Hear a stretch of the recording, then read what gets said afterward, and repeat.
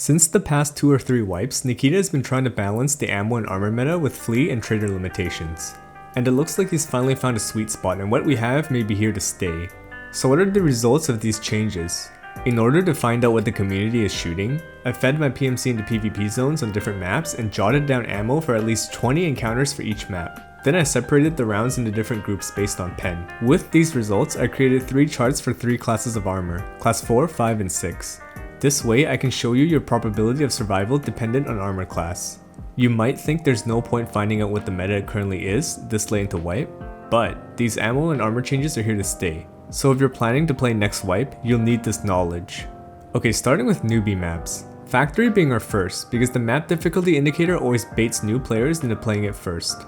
Looking at the chart, we have 20% of players running Flesh Ripper, meaning 20% of the time armor doesn't matter because they'll be running leg meta. We see Flechette 10% of the time. Factory was the only place I encountered Flechette. With the map layout, Flechette players can play around their ammo choice, so they're guaranteed to kill in 2 to 3 hits no matter what class your armor is. That's why it has its own category. The reason why the rest of the categories are separated into 33 pen, 34 to 37 pen, and 38 pen or higher is simple. Against class 4 with a round that's 33 pen, there's an 11% chance to pen, meaning anything below 33 pen gives you ample time to respawn and win the fight.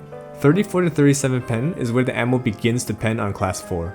It begins to be effective and it'll take a couple of shots, but you'll die fast enough that winning the fight isn't guaranteed. This is where a higher durability armor like a trooper is a superior option over something like an Uli. And 38 pen is the cutoff, where it doesn't really matter what class 4 you wear, you're gonna get shredded in a similar fashion. Now apply the same logic to 40 to 50 pen for class 5 and 50 to 60 pen for class 6. Going back to our class 4 factory chart, we see that class 4 can protect us in 45% of situations, so it is worth running on factory. So which class 4 do we choose? 20% of all encounters being Flesh Ripper, we want to be able to cover our stomach, so that rules out armors like TV-110s and troopers. What about cheaper options like Uli or Rat Rig? Also pass. Because we're encountering more middle grade rounds than clean through rounds, we want something with high effective durability. That leaves us with the Aina M1 or the Aina M2 rig. Their barters are around the same price, but I prefer the M1 rig, as it might as well be free if you're trading in 1 durability drinks. If you don't have access to Ragman 3, then just stick with the Rat rig. You don't have many choices at Ragman 2. Moving on to our class 5 chart. Nothing pens, which is nice. And that leaves us with only Flesh Rippers and Flechette. Again, we ignore Flechette because it'll always be 2 to 3 hits, and we need stomach protection because of Flesh Rippers. Durability doesn't matter here because anything under 43 pen will give us ample time to respawn no matter the durability. So pick something cheap like the Gazelle. When it comes to class 6, there's really no point in spending money, as the chart looks the exact same as class 5, meaning we might as well go for class 5, especially when the popular class 6s like Slick and H-Grid all expose stomach. Okay, on to the real map new players start in, Woods. Looking at our class 4 chart, it'll only save us in 1 out of 4 encounters. If you're a newer player and budgeting is an issue, it isn't worth wearing a class 4. If you're broke, I'd pick the 6B2 instead for its camouflaging capabilities. And for everyone else who aren't broke but you want to run a class 4, pick the MMAC or Banshee for their speed, as higher durability wouldn't matter here. On to class 5, saving you 65% of the time is definitely worth it. On a massive map like Woods, where most people are sniping, many sniper rounds that are at the cusp of penning have their pen reduced at range. Any of these 4 choices are good picks because they're lightweight and fast, allowing you to escape the villains sniping at you from God knows where. You may not have access to the lightest one all the time because that requires clapping the goons, so run whatever you can get. If you can't get any of these, fall back on the Gazelle because it's relatively light compared to the other standalone armors and it's easily accessible. When it comes to class 6, it's either penning or it's not, and big rounds like M61 or SMB will probably still 2-hit kill after damage drop off at 100 to 200 meters. So run the Tiger rig for the same reasons as before, it's super lightweight. After Woods, you'll probably be on Customs. Customs has a weird case of having only 14% of people running rounds that are ineffective against class 4, but a massive 38% of people are running intermediate rounds, so a high effective durability armor is our best choice. You don't need stomach because we're not seeing too many Flesh Rippers, so TV-110 is a good one. You can run the MMAC if you're Ragman 2. For class 5, we're seeing enough intermediate rounds to warrant higher durability, so a Hex Attack HPC is the armor of choice. And for class 6, we're seeing no intermediate rounds, so something low dura like the Tiger rig is the best choice. Now on to Snorline. I actually have the most entries for this map, 57 encounters for a large sample size, because what I was encountering on this map has been the weirdest. At first I was encountering only Timmies shooting garbage rounds inside the resort, so my stats are all skewed. I found out later that the majority of GigaChad juicers are fighting outside the resort, so I had to resort to chasing gunfire for the rest of these stats. First, let's take a look at class 4. With leg meta at 10%, I think that's enough justification for stomach armor.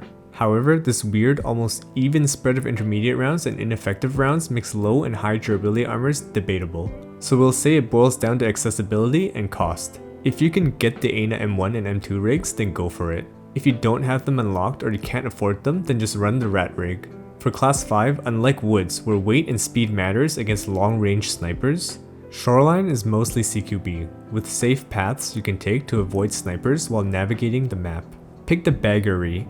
It covers stomach and it's massive, so you can carry out as much loot as possible from resort. And for class 6, our best choice is the Zook 6A for its stomach protection. But because it's non-existent on market and there are no barter trades for it, pick the Thor or Zalbralo if you have the strength levels to support them. If you don't, then just drop class 6, and run the baggery for stomach armor instead.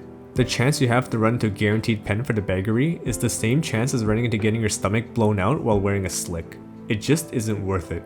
And for our final map, Interchange. Class 4, very simple, don't wear it at all.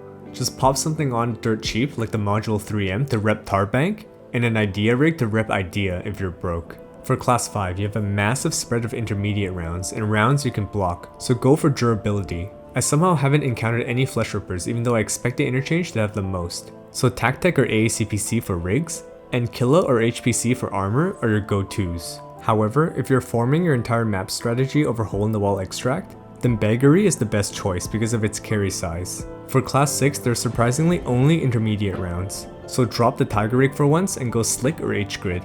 If your playstyle consists of sitting in a corner, then these fat boys are okay. Interchange only has 2 types of players, corner sitters and W-keyers. Rarely anything in between, so pick what fits you best. I've already pumped over 60 hours of gameplay in the last 2 weeks grinding games for this video. And unfortunately, Nikita dropped the event right as I was about to do Streets and Lighthouse. Because of the event, everyone's running their best gear and ammo, which will skew the results.